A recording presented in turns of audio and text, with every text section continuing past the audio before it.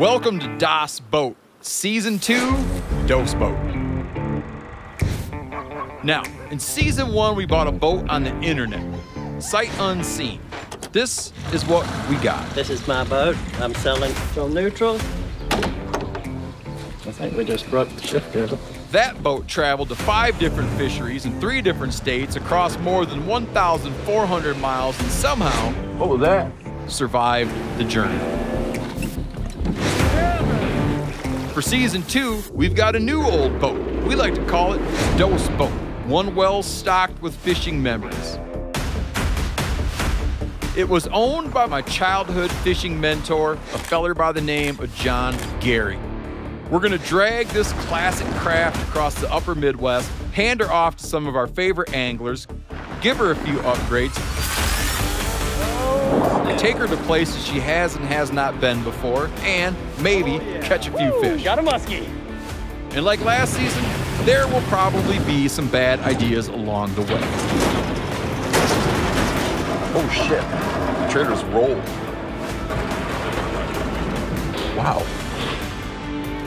Whoa. Whoa.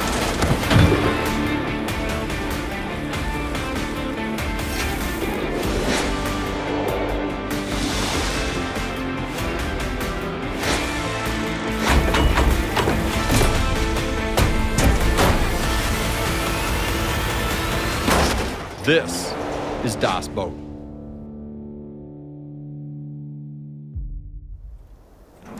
After picking up my childhood fishing mentor's old boat from my mom's house, giving it a serious upgrade, and catching a cooler full of lake trout on Lake Michigan, it's time to move on.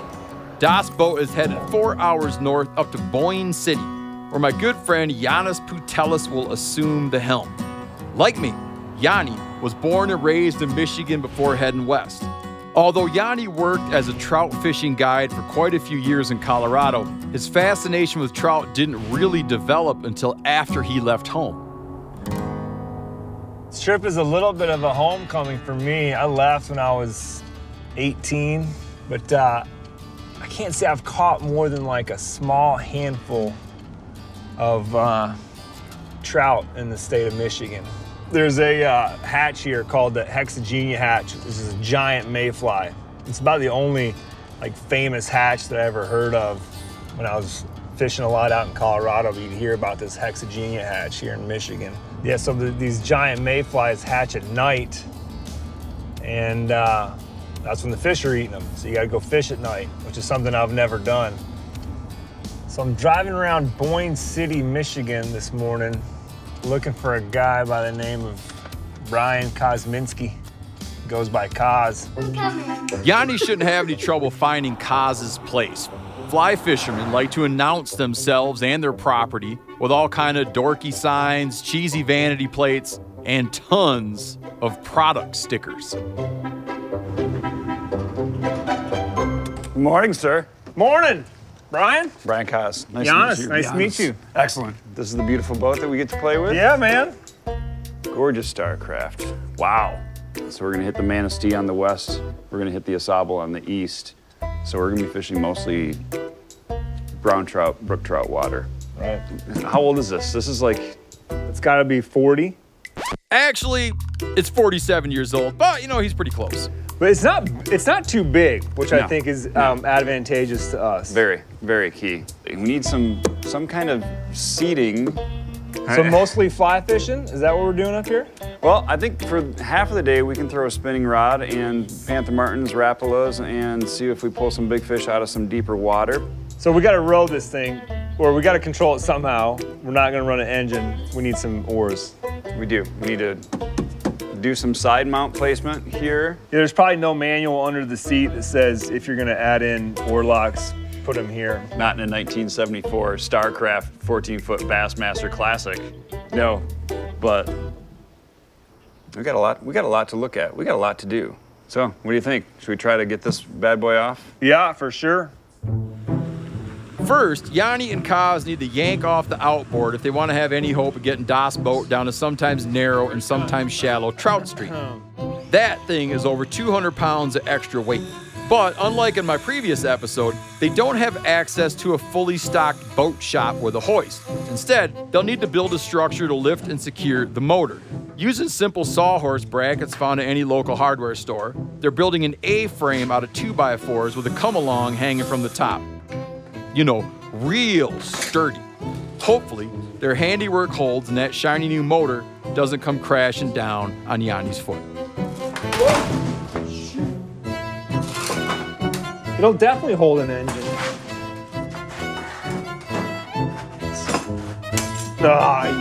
Jani is a legitimately capable dude and clearly feeling confident about this, but judging by the look on Koz's face, I just don't think he's convinced. Okay. Oh, here we go. Oh yeah. That come along is definitely rated to hold something. Oh, like I'm not worried about that. I have a project. Are you ready for a project? Can you handle a project? Are you good at painting? With a little help from Koz's kids, the Orlock bases get a custom paint job. These Orlocks might not look like much, but they're important. If these guys want to have any hope of controlling Das' boat in the current, they need sturdy raised oarlocks positioned at just the right spot on the gunnels of the boat. If they screw these up, they'll have no way of maintaining a heading, and they'll be at the mercy of the river. Koz, whoever mounted these just eyeballed them, and they missed it by like 2 inches, and so our blocks aren't going to line up. Use that. Need that. But does this work on the bottom of this? They also need to set up a seat for the rower, and since future missions won't require an oarsman, they decide to mount one on top of a Yeti cooler so it's movable. Seems like a solid plan, except for one little detail. When you're installing a seat that will need to hold large human beings who are exerting significant power against oars and strong current, one might consider securing it with something a little sturdier than half-inch screws sunk through quarter-inch plastic. And since they'll be fishing at night, they need lighting. But that lighting needs to be subtle. If it's too bright, it'll scare the fish. If it's too dim, they won't be able to see well enough to rig and set up. Their solution: LED light strips mounted under the gunnels. Hopefully, these will allow them to see without spooking all the fish. They're also going to need a system that will allow them to deploy an anchor quickly and quietly. When trying to be stealthy and precisely fishing a technical river, you can't just go tossing an anchor overboard and tying it off. They'll need to build a pulley system so they can slip an anchor quietly into the water in an exact location and a cleat to secure the anchor line. But their design has one flaw that won't come into play until next episode, so stay tuned if for nothing else than to see some bad cobbling. I feel the fishy mojo just oozing from this thing. Yeah, according to Steve, that John Gary dude caught a lot of fish. So sure there's some fish slime in this thing, no doubt. There's all kinds of fish slime in here. You can almost still smell it. You know, we got a lot done today. I mean, really. Some anchor, oars, oarlocks, boat seat. I think we're ready to go hit the water. Just about every angler on the planet has heard the line, "Man, you should have been here yesterday." While Jani and Koz spent the beautiful weather of the previous day working on the boat, a major weather system was descending on the area. Now, it's been raining for the better part of a day, the temperatures have dropped, and rivers are on the rise. Changing conditions like these generally don't bode well for trout fishing, but there's really only one way to find out if the fish are biting. You gotta go fishing. And for the first day of fishing, they're headed to one of the most iconic trout fisheries in the country.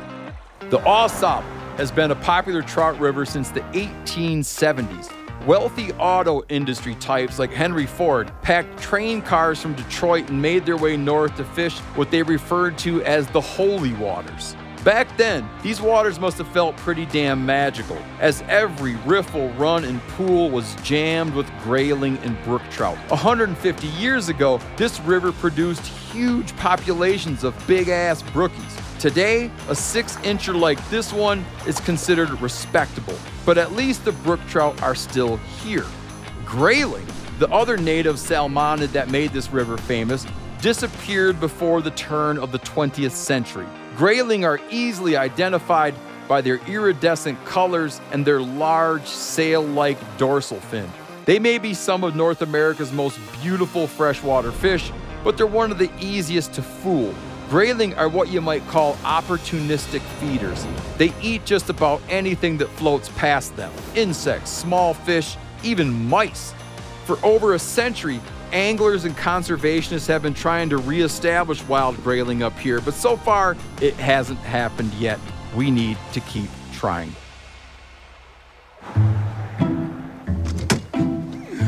Set that up there. These days, though, the Au Sable River is much better known for its non-native brown trout than its native brookies or grayling.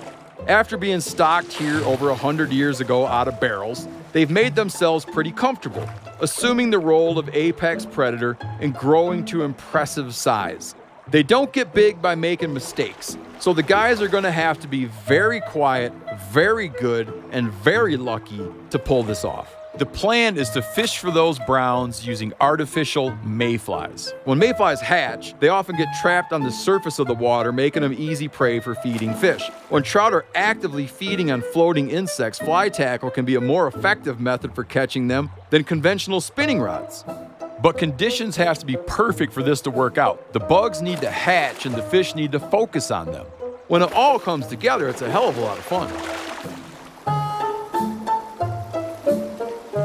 Looks like we're not gonna be working on our flip-flop tan today. No, I'm fine with a day like this. This should be really fishy. This to me is screaming. That water looks really good. Eating trout. Trout eating water. So I appreciate their optimism, but when they check on the river, the bugs aren't hatching and the fish aren't rising, so they stow away the fly rods and start out fishing with spin gear. About 4 more feet. Whoa. Good? No, that should be good, yeah. All right. I want to break it in. Let's see how she rows. You know what? Our oarlocks work. Brown trout can be serious predators.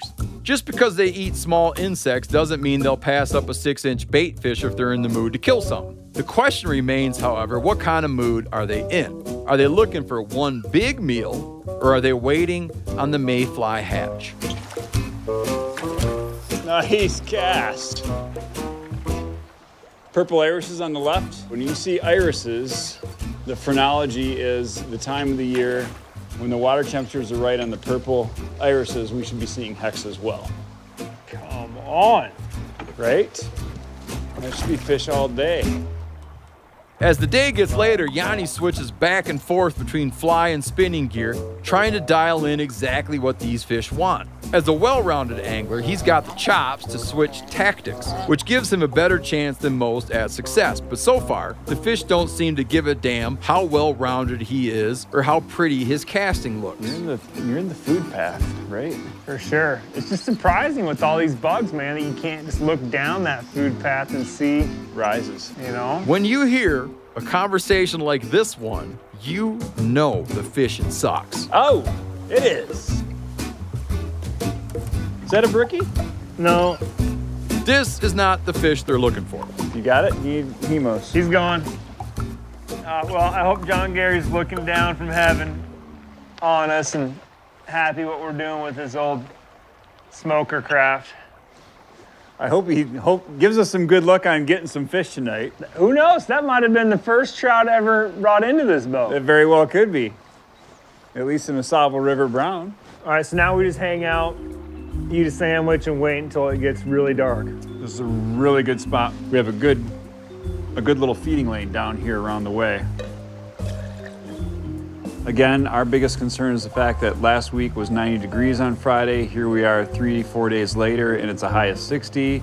So our temperature, and we had rain for the past 24 hours. It's been a good solid, not a heavy downpour, but this river's up 6 inches, easy. And that's a lot of water coming into a big river system like this. So again, you're flooding an entire watershed with a whole lot of added protein for the fish. Those fish are feeding, and I don't know what that's going to do for the hatch tonight. Usually once the hex start, it's that water temperature's there. Like you and I felt the water earlier and it feels... You sure they're feeding? Because they sure didn't seem to be feeding on what I was offering them the last 3 hours.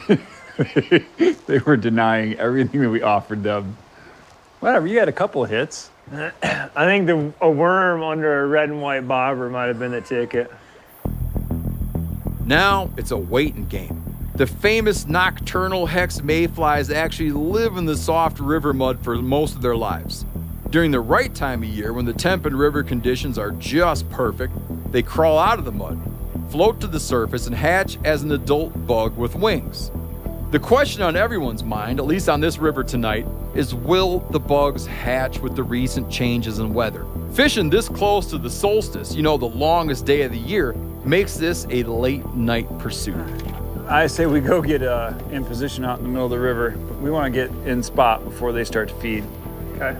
So that we can be ready. You ready? Yeah, man. Let's do it. Cheers.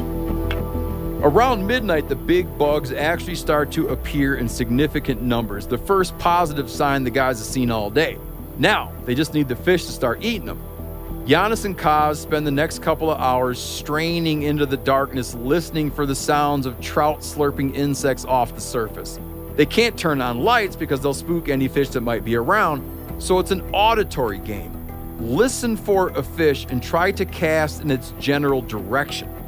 What sounded like a good idea to Jani when we talked about it a few months ago is starting to seem like what I told him this whole thing was a fool's errand. Finally, they decide to roll to the takeout in the dark and call it a night. I don't know, Jani, what do you say? I'm just gonna put my head down, cry, crawl into here, sleep. Maybe I'll wake up and the wind won't be blowing and there'll be fish gulping. We've had better conditions. How many do we see? Like maybe 2 or 3 rises and a handful of bugs? I've only seen it a handful of times when there are that many bugs and nobody's eating them. 14-mile-an-hour winds, 56 degrees. Not the most favorable conditions, especially it's still, what, 1 o'clock in the morning. We got blowing wind. But tomorrow the weather's supposed to be nice, so. It'll be a lot more pleasant tomorrow than what we just went through tonight. If every trip was super successful on the first hour of the outing, everybody would do it. And this makes the struggle so much better for tomorrow because we'll have earned that fish. No, we've already done the struggle. Tomorrow is just payoff. Right. Yeah. Actually, it won't. This is the kind of BS that fishermen tell themselves to justify staying up all night and freezing their butts off with only one tiny brown trout to show for it. And here's the thing, tomorrow ain't gonna be any better. In fact, tomorrow will be even worse. So I'm gonna save us all a bunch of time and boredom and just tell you what happens. They go to a different beautiful river. They launch the boat. Some bugs are flying around. They do a bunch of rowing. They see a deer. A snapping turtle bonks its head on a log. They wave their fly rods around. He counts. And then they stand around in the cold water all night again without seeing any bugs or fish. Then they row out in the dark and justify the whole thing with some tired cliches like, well, it sure was a nice night on the water, to cover the fact that they're getting schooled by creatures with brains the size of the ends of their pinkies. But here's the thing about fishing in Michigan, and I can say this because I grew up there, you have a shitload of options. You're not stuck beating your head against the wall if some finicky trout don't want to eat. So the guys decide to do what guys in Michigan always do. They throw an outboard back on Das' boat and go check on a lake, where you're going to catch a bunch of big smallmouth that live in Koz's neighborhood.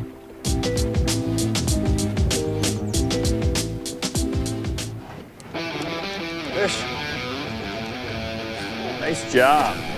I've known Jani a long time, man, and one thing I know about him is that the dude comes through. What's the size of that donkey? Aren't you supposed to kiss these species? And here he is at the end of a hard fishing trip. He stayed adaptive, and he's got a gigantic smallmouth bass that anyone would be excited about. And Das' boat just sits there all smug, acting like it's not even a big deal, because I can't begin to tell you how many smallmouth bass that boat has seen in its day. I'm glad we switched gears though. Got out of the cold, murky river water, using the old Honda to propel ourselves around. I'm in love with the Honda 40 right now. Feels good on the shoulders. Yes, it does. Yeah, let's put him in the ice box and continue. Now, if you watch our shows at MeatEater, you probably know what's coming. It's time for that MeatEater meal scene where the camera guys get to film their beloved food porn. I love this stuff. It's like I'm clean. We're starting this one with a cute kid riding on a cooler full of fish, which is downright adorable. Oh, and we got some random dude who shows up. We've never seen him before, and he doesn't say much. And they got a campfire just happens to be burning in the background already, which is very convenient. There you go, bud. All right, now you can see the You want to see what's in surprise. there? You want to have some smallmouth bass for dinner? All right, let's clean one, huh? You ready? Unfortunately, these guys need fuel to light their charcoal because somehow they've never heard of a charcoal chimney, but we'll forgive them that because it's a beautiful meal. There's nothing wrong with fresh potatoes, asparagus, corn, smallmouth from the local lake. This is what makes America so great and what makes our waters and woods and our mountains so precious and worth fighting for. Now, do you feel any better or worse killing this fish versus if we had caught some bigger trout? Better. You do? Yeah, I do. In my childhood growing up, a bass is still in the panfish family, so really it's just a big bluegill. In the fly fishing world, the trout is put on so much more of a pedestal because it takes more work to get there. So I think this is a big bluegill. How do you feel? I think I'd feel the same about both of them. I do them just like rockfish. We're going skin on. Okay.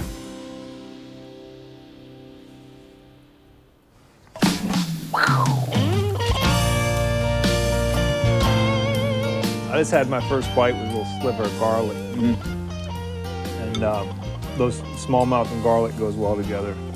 And the onion. Absolutely. You like the onion trick? I do. You can thank Chef Jesse Griffiths for that one.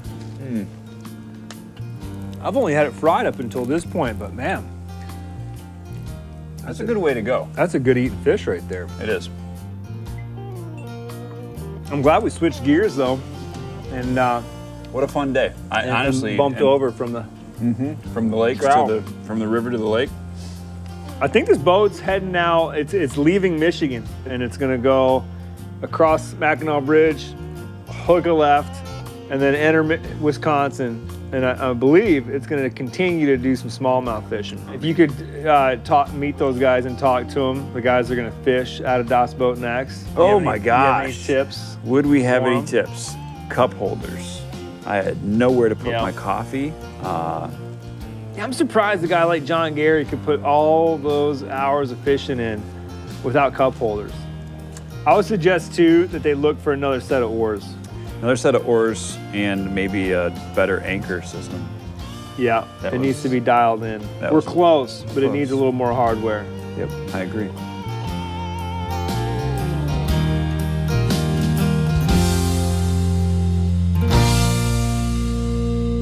That one didn't go quite according to plan, but any good angler has a backup for when things go sideways. This part of the country has so much dang water with so many different fish, anglers are only limited by their own ingenuity. For episode 3, the boat's headed to a particular semi-secret spot in Wisconsin, a river known for big, hard-fighting smallmouth. Who knows what the conditions will be like, but hey, can't be any worse than the fishing in this episode. So, stay tuned.